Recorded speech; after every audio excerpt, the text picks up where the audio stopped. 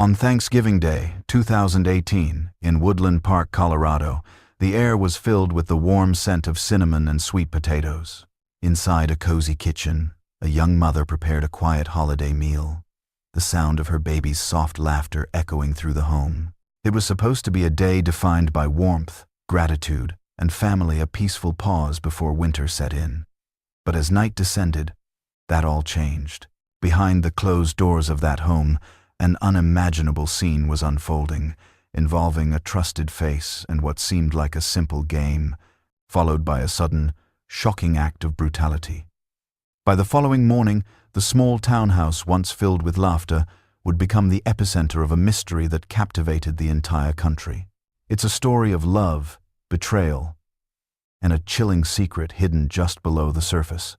So what truly happened inside Kelsey Barrett's home on that Thanksgiving night? Kelsey Barrett was born on September 15, 1989, in Washington State, where she grew up in the lakeside community of Moses Lake. As the older of two children, her childhood was spent amidst wide-open fields, animals, and vast, endless skies. Life on the family farm instilled in her a strong work ethic and a disciplined nature. But Kelsey's true passion was flying. She dreamed of becoming a crop duster, soaring high above the very same kinds of fields she had tended to as a child. After graduating from high school, she began turning that dream into a reality by enrolling in a local aviation program. Her passion for being in the air was unmistakable, and it wasn't long before it led her to a job as a flight instructor in Washington. Her students admired her for her patience and calm demeanor qualities that made her an exceptionally skilled pilot, as well as a trusted mentor. Then, in May of 2016, Kelsey decided it was time for a new chapter and made the move to Colorado, where she joined DOS Aviation in Pueblo in July 2017, quickly earning a reputation for her kindness and professionalism. Life in Colorado seemed to suit Kelsey perfectly. She fell in love with the mountains, the fresh air, and the steady, quiet pace of small-town American life. But it wasn't long before her heart led her down a different path, a path that led to a man she met online. In 2016, using a dating website, Kelsey connected with Patrick Frazee, a 32-year-old rancher from Florissant, Colorado. Patrick spent his days living and working on his family's sprawling 35-acre ranch, where he trained cattle dogs. We deskeim de science of the spend. We deskeim de spend assigned, shoed horses, and managed livestock alongside his mother, Sheila Frazee. Locally, he had a reputation as a skilled horseman, a man who handled the rugged demands of ranch life effortlessly. Their connection blossomed quickly. Within just a few months, they were engaged, and by October of 2017, they welcomed their daughter, Kaylee, into the world. Kelsey had hoped that starting a family would solidify their commitment and bring stability, which is why she left her entire life in Washington behind to be closer to Patrick, in Woodland Park. However, from the very beginning, things were not what she had envisioned. Kelsey had always been firm about one thing. She wanted to create a home where she and her daughter could feel secure and have their own space. The idea of living on the ranch with Patrick's mother just didn't sit right with her. As tensions began to mount between Kelsey and the Frazee family, she made the decision to rent her own townhouse. It was a cozy place, located just 20 miles away from Patrick's ranch, and there, she built a quiet, stable life for herself and baby Kaylee. Kelsey kept her job and would visit Patrick on her days off, desperately trying to keep the dream of their future together alive. She held onto the belief that one day they would get a place of their own and become a true family unit, but Patrick seemed perfectly content with the way things were. He remained detached, distant, and seemingly unwilling to fully commit, causing their relationship to slowly crumble. Kelsey, in turn, grew increasingly frustrated and heartbroken. She couldn't understand why the man she loved seemed to refuse to take responsibility for the family they had started. Yet, she continued to be patient. She wanted to believe that things could get better, especially for the sake of their daughter, and so she clung to the hope that the man she had placed her trust in would finally step up and become the partner and father she and Kaylee needed him to be. And then, Thanksgiving Day arrived. It was a bright but cold Thursday, the kind of day meant for families to come together, gathered around tables, trading stories and laughter amidst the comforting scent of a home-cooked meal. For 29-year-old Kelsey Barrett, the morning started with simple joy as she baked cinnamon rolls in her kitchen, their sweet aroma filling her home, and played with her 1-year-old daughter, Kaylee. She was planning a small festive dinner for that evening and had even invited Patrick to join them. At 12:41 p.m., Kelsey sent Patrick a text message, simple, thoughtful, and full of everyday warmth. "I bought some sweet potatoes in case you wanted sweet potato casserole, but I forgot to get pecans, so if you want some, you'll have to grab them." It was a perfectly normal message from a woman preparing a holiday meal, completely unaware it would become one of the final traces of her life. Days later, when Kelsey's mother, Cheryl Barrett, hadn't heard from her daughter, a gnawing concern quickly escalated into dread. On December 2nd, 2018, Cheryl made the call to the Woodland Park Police Department and requested they perform a welfare check at her daughter's townhouse. When officers arrived on the scene, they found both of Kelsey's cars parked outside. Inside, it was as if time had stood still. A batch of cinnamon rolls sat untouched on the counter. Her purse and keys were gone, and while there was no sign of a struggle, there was also no sign of Kelsey. Her phone and her daughter's diaper bag were also missing, which seemed to indicate she'd left voluntarily, but to go where? That quiet home, with its lingering smell of cinnamon and profound stillness, became the epicenter of one of Colorado's most chilling missing person cases, and the truth of what really happened to Kelsey Barrett would soon unravel a story far darker than anyone could imagine. That very afternoon, the local police chief faced the press, addressing the growing public concern about the young mother's disappearance and outlining the preliminary findings of the investigation. Kelsey was last seen on November 22nd, Thanksgiving Day. Her employer had received a text from her phone on November 25th, stating that she wouldn't be coming into work the following week. But something about that message just felt wrong. Cheryl knew her daughter. Kelsey was dependable, responsible, and completely devoted to her baby. She would never just vanish into thin air. Adding to the puzzle, Kelsey's phone had pinged near Gooding, Idaho, on the very same day that text was sent, November 25th, at approximately 5:13 p.m. The significant distance between Idaho and Colorado raised immediate and serious questions. How could her phone be so far away when her cars and most of her belongings remained at her home in Woodland Park? Investigators executed search warrants on her townhouse and both of her vehicles. The search yielded nothing that pointed to foul play, but it also offered no clues that she had left willingly. The case was now officially being handled as a missing person investigation. When Cheryl spoke to the public, her voice was filled with both strength and profound heartbreak. She described Kelsey as someone who would never just disappear, a woman devoted to her faith, her family, her friends, and her career. To aid in the search, Cheryl and the family had started a Facebook page titled Missing Mother Kelsey Barrett, hoping to spread her photo and bring awareness to her case.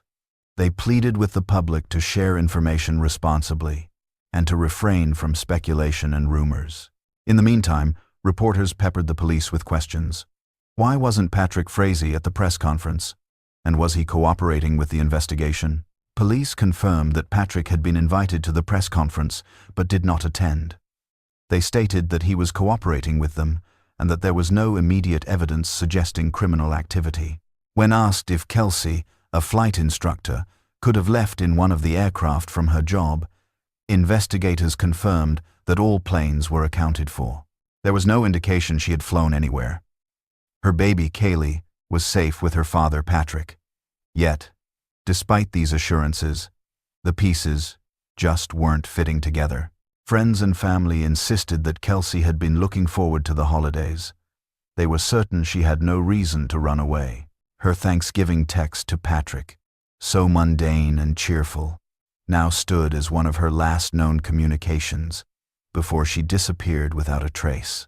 When investigators finally sat down with Patrick, His story only deepened their suspicions. He claimed that he and Kelsey had just broken up. He insisted it happened the day before Thanksgiving and that the split was amicable. According to his account, on November 22nd, they had a quick public meeting for Kelsey to drop off their daughter. After that exchange, he maintained he never saw or spoke to her again. But for everyone who actually knew Kelsey, her mother, her co-workers, her closest friends, Patrick's story just didn't add up. This wasn't a woman who would simply disappear after baking cinnamon rolls and planning a holiday meal. So when detectives pressed Patrick Frazee about that Thanksgiving text, the one asking about sweet potatoes and pecans, he admitted he got it, but brushed it off as nothing more than a casual holiday gesture. To Patrick, it was supposedly insignificant, but to the investigators, that text message felt completely out of place. In the days that followed Thanksgiving, Patrick claimed he and Kelsey traded a few more texts and even had a short phone call. He told police that everything seemed perfectly normal. He described Kelsey as cheerful and in good spirits, showing no signs of distress. But detectives couldn't shake the feeling that his story was full of holes, and one question in particular haunted them. If Kelsey had really ended her engagement just days earlier, why was there no hint of sadness or turmoil when she talked to her own mother that very morning? Cheryl recalled her daughter sounding happy and completely at ease, with absolutely no mention of a breakup. When confronted with this, Patrick pivoted to a disturbing new explanation.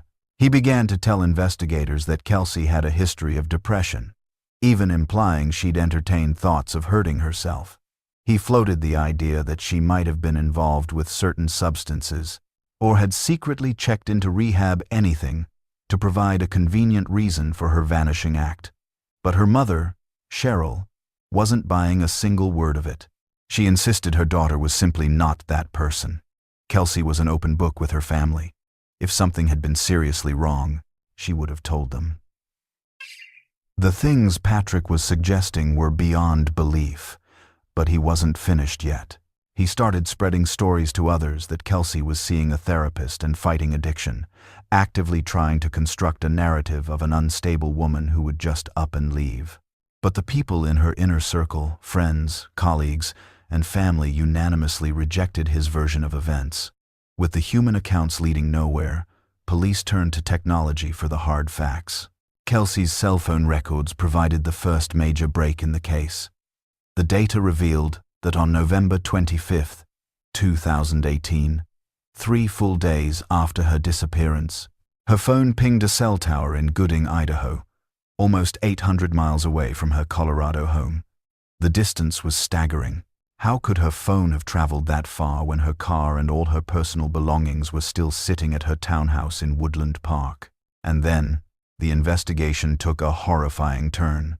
On December 6, 2018, Kelsey's brother, Clint, and her mother, Cheryl, went back to her townhouse, desperate to find anything that might lead them to her. While looking through the bathroom, Clint's eye caught something strange. It was a dark stain, hidden on the underside of the toilet. As he got a closer look, a chilling realization hit him. It was blood. They called the authorities immediately. Shortly thereafter, forensic analysis confirmed their worst fears. The blood was a match for Kelsey Barrett. That one piece of physical evidence changed everything. The case instantly shifted from a search for a missing person to a full-blown homicide investigation. And all evidence was now pointing directly at Patrick Frazee, whose behavior throughout the crisis remained disturbingly cold and detached. He never showed up to a single press conference, not even the ones where Kelsey's mother stood tearfully pleading with the public for help finding her daughter. He displayed zero interest in the search efforts or the case's developments, and whenever he was confronted with holes in his story, he simply lied. But what he didn't know was that a neighbor's security camera was about to blow his story wide open. On Thanksgiving Day, the camera clearly captured Patrick arriving at Kelsey's townhouse, alongside her and their baby, Kaylee. Hours later, that same camera recorded him leaving the property by himself. This directly contradicted his official statement. He had sworn that he and Kelsey met halfway between their homes for a quick exchange of their daughter. The video footage proved that was a complete lie. With the investigation tightening around him, detectives dug into Patrick's cell phone records and uncovered something disturbing. He was constantly in touch with a woman from Gooding, Idaho, the exact location of Kelsey's phone's final signal. Her name was Crystal, a nurse and single mother of two, who was known around town as a quiet, responsible person. Years before, she had been a professional rodeo competitor, but when the FBI took over the case and questioned her, Crystal flatly denied even knowing who Patrick was.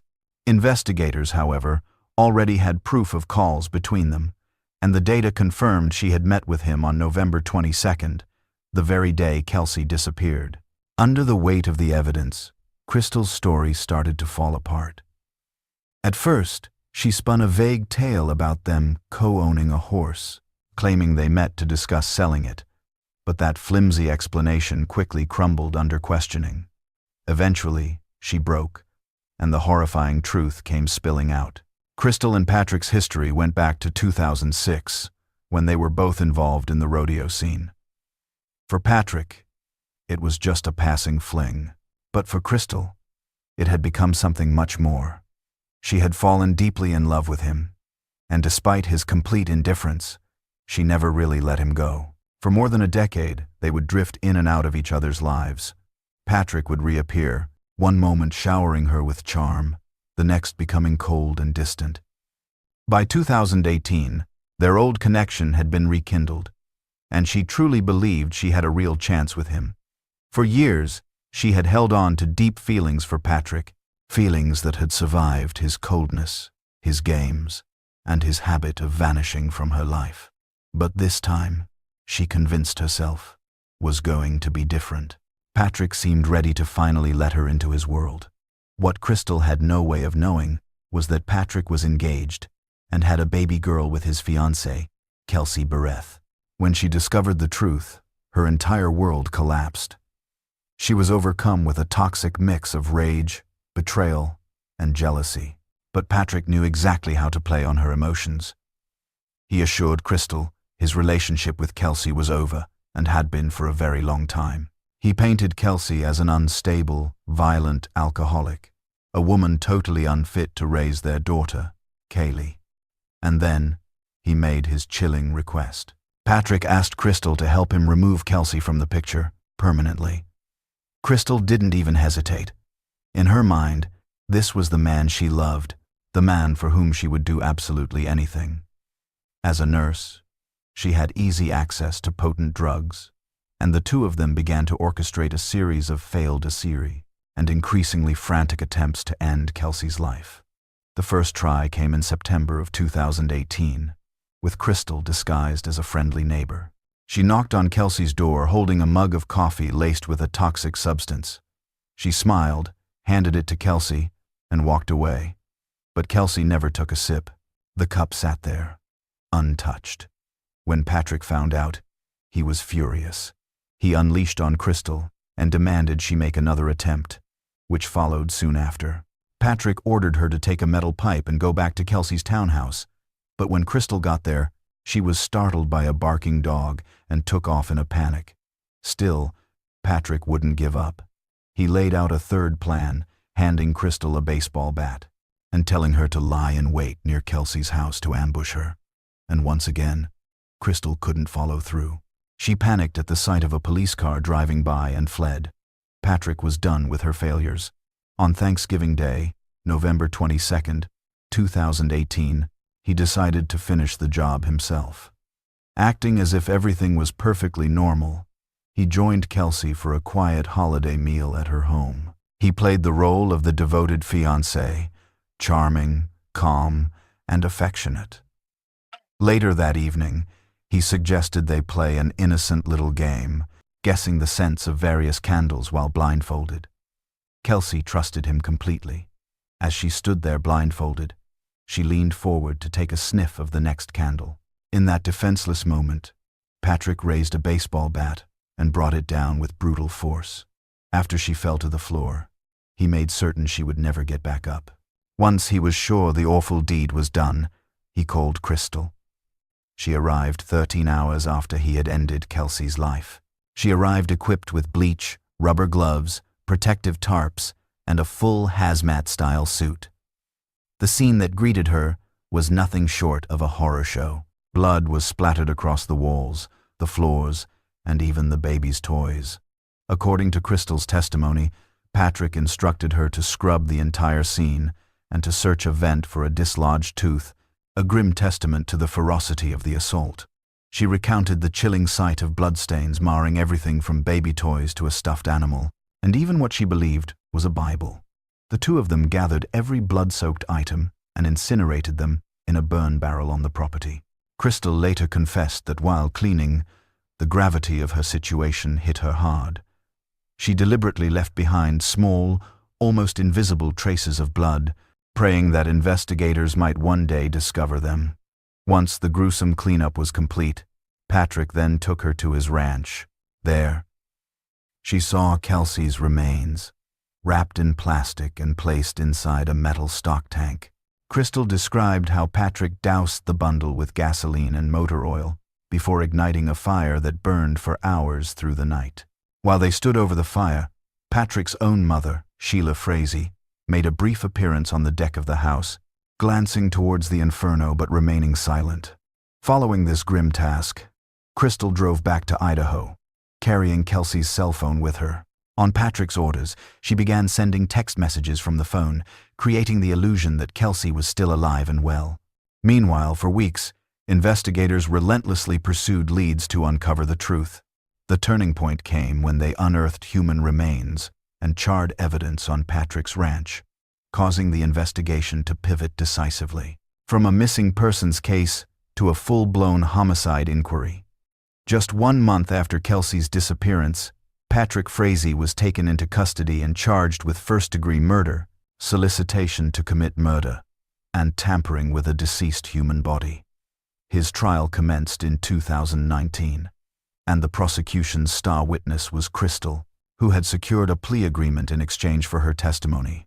Her detailed account, corroborated by cell phone data, surveillance video, and even Patrick's own incriminating jailhouse conversations, wove together a chilling narrative of a cold, calculated murder.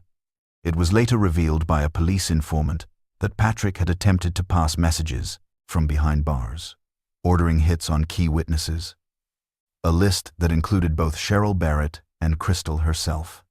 Following weeks of harrowing testimony, the jury returned a verdict: guilty. In November of 2019, Patrick Frazee was handed a sentence of life in prison without the possibility of parole. Crystal, for her cooperation, received a drastically reduced sentence of 3 years, which was later cut to just 18 months, and she was released not long after. In the aftermath of Kelsey's murder, custody of their granddaughter, Kaylee, was granted to Kelsey's parents, Cheryl and Daryl Barrett, who have since been raising her on their family farm in Washington state. Despite a legal challenge for custody from Patrick's mother, Sheila, the court ultimately ruled that Kaylee's best interests were served by remaining with her maternal grandparents in their stable and loving home. To this day, Patrick Frazee continues to proclaim his innocence from his prison cell, steadfastly denying any involvement in Kelsey's disappearance and death. But the mountain of evidence, from Crystal's damning testimony to the forensic proof recovered by investigators, paints a very different picture. Investigators theorize the motive was a toxic mix of control and a bitter custody dispute. Patrick allegedly wanted absolute authority over his daughter's life, and when Kelsey stood in his way, he resorted to unspeakable violence. Kelsey Barrett's story is a heartbreaking tale of love, misplaced trust, and ultimate betrayal. A young mother's life was cut short by the very man she believed she was building a future with. May she be remembered not for the brutality she endured in her final moments, but for the warmth, courage, and unwavering devotion she showed as a mother. May you rest in peace, Kelsey. Thank you for joining us here on Crimes in the Fog. If you're fascinated by complex cases from across the globe, you won't want to miss what's next. Be sure to subscribe for more in-depth investigations.